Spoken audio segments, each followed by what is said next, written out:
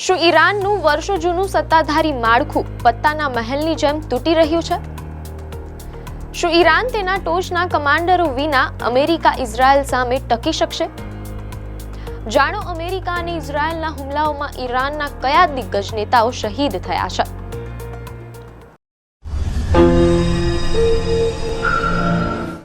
નમસ્કાર દર્શક મિત્રો, ધ લોકસત્તા શોમાં આપનું સ્વાગત છે. શું ઈરાનનું વર્ષો જૂનું સત્તાધારી માળખું પત્તાના મહેલની જેમ તૂટી રહ્યું છે? શું ઈરાન તેના ટોચના કમાન્ડરો વિના અમેરિકા ઇઝરાયલ સામે ટકી શકશે? જાણો અમેરિકા અને ઇઝરાયલના હુમલાઓમાં ઈરાનના કયા દિગ્ગજ નેતાઓ શહીદ થયા છે. મધ્ય પૂર્વના યુદ્ધના મેદાનમાં હવે એક એવો ભીષણ વળાંક આવ્યો છે જેણે સમગ્ર વિશ્વમાં ખળભળાટ મચાવી દીધો છે. ઇઝરાયલ અને અમેરિકાના સંયુક્ત હુમલાઓએ ઈરાનના સત્તાધારી માળખાને હચમચાવી નાખ્યું છે. મીડિયા અહેવાલોમાં જાણવા મળેલ છે કે ઇઝરાયલના સંરક્ષણ મંત્રી ઇઝરાયલ કાત્ઝે એક સનસનીખેજ જાહેરાત કરતા કહ્યું છે કે હવે ઈરાનના કોઈ પણ વરિષ્ઠ અધિકારીને નિશાન બનાવવા માટે સેનાએ કોઈ વધારાની મંજૂરી લેવાની જરૂર નથી. આ નિવેદન એવા સમયે આવ્યું છે જ્યારે ઈરાનના બે સૌથી શક્તિશાળી સુરક્ષા અધિકારીઓ અલી લારીજાની અને ઇન્ટેલિજન્સ મિનિસ્ટર ઇસ્માઇલ ખાતીબને મોતને ઘાટ ઉતારી દેવામાં આવ્યા છે. આજે આપણે વિગતવાર સમજીશું કે ઈરાનના પાવર સ્ટ્રક્ચરમાં આ નેતાઓનું શું મહત્વ હતું અને હવે ખરેખર સત્તા કોના હાથમાં છે. ઈરાનના ઇતિહાસમાં 28 ફેબ્રુઆરી 2026 નો દિવસ કાળા અક્ષરે લખાશે. આ એ દિવસ હતો જ્યારે ઈરાન પર અમેરિકા અને ઇઝરાયલના હુમલાનો પ્રારંભ થયો. પ્રથમ દિવસે જ ઈરાનના સર્વોચ્ચ નેતા આયતુલ્લાહ અલી ખામેનેઈ શહીદ થયા હતા. 86 વર્ષીય ખામેનેઈ 3 દાયકાથી વધુ સમય સુધી ઈરાનની સત્તાના કેન્દ્ર સ્થાને રહ્યા હતા. મીડિયા અહેવાલોમાં જાણવા મળેલ છે કે તેઓ માત્ર રાષ્ટ્ર અધ્યક્ષ જ નહીં પરંતુ સશસ્ત્ર દળો અને વિશિષ્ટ રિવોલ્યુશનરી ગાર્ડ્સ IRGC ના કમાન્ડર ઇન ચીફ પણ હતા.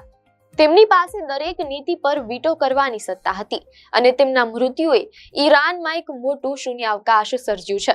પિતાના અવસાન બાદ 8 માર્ચ 2026 ના રોજ મોજતબા ખામેનેઈને નવા સુપ્રીમ નેતા તરીકે જાહેર કરવામાં આવ્યા. પરંતુ નવાઈની વાત એ છે કે નિમણૂક બાદ તેઓ હજુ સુધી સાર્વજનિક રીતે ક્યાંય દેખાયા નથી તેમ અહેવાલોમાં જાણવા મળેલ છે. 12 માર્ચના રોજ તેમણે હોર્મુઝની સામુદ્રધુની બંધ કરવાની અને બદલો લેવાની ચેતવણી આપી હતી, જેણે વિશ્વના 20% તેલ પુરવઠા પર જોખમ ઊભું કર્યું છે. 17 માર્ચ 2026 ના રોજ તહેરાનના પારદીસ વિસ્તારમાં થયેલા હુમલામાં 68 વર્ષીય અલી લારીજાની શહીદ થયા હતા. ખામેનેઈ બાદ લારીજાની સૌથી વરિષ્ઠ અધિકારી હતા જેઓ આ યુદ્ધમાં શહીદ થયા.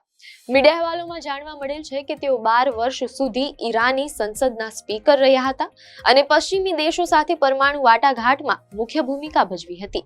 તેમના મૃત્યુથી ઈરાને એક કુશળ રાજદ્વારી અને રણનીતિકાર ગુમાવ્યો છે. ઈરાનના સુરક્ષા માળખાના બે અન્ય સ્તંભો રિયર એડમિરલ અલી શમખાની અને મેજર જનરલ મોહમ્મદ પાકપોર પણ 28 ફેબ્રુઆરીના હુમલામાં શહીદ થયા હતા. મીડિયા અહેવાલોમાં જાણવા મળેલ છે કે શમખાની ઈરાનના એકમાત્ર રિયર એડમિરલ હતા અને ખામેનેઈના અત્યંત નજીકના સલાહકાર હતા.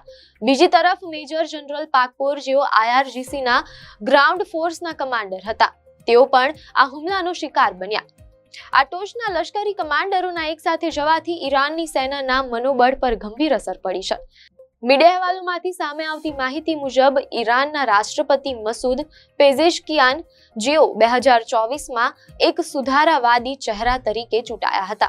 એક ભૂતપૂર્વ હાર્ટ સર્જન તરીકે તેમણે ઈરાનને દુનિયાથી અલગ પડતું બચાવવાનો વાયદો કર્યો હતો.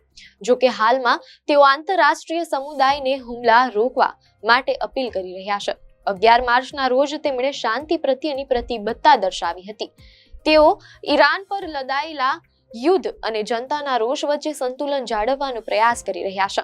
જ્યારે મીડિયા અહેવાલોમાં એમ પણ જાણવા મળેલ છે કે રાષ્ટ્રપતિ શાંતિની વાત કરે છે ત્યારે ઈરાની સંસદના સ્પીકર મોહમ્મદ બાગર ગલીબાફ આંખના બદલે આંખના ન્યાયની વાત કરી રહ્યા છે. ગલીબાફ એક પ્રશિક્ષિત પાયલટ છે અને લાંબા સમય સુધી રિવોલ્યુશનરી ગાર્ડ્સમાં રહ્યા છે. તેમણે સ્પષ્ટ કર્યું છે કે અમેરિકા સાથે કોઈ વાતચીત શક્ય નથી અને ઈરાની લોકો હુમલાખોરોને પસ્તાવો થાય તેવી સજા આપવાની માંગ કરી રહ્યા છે.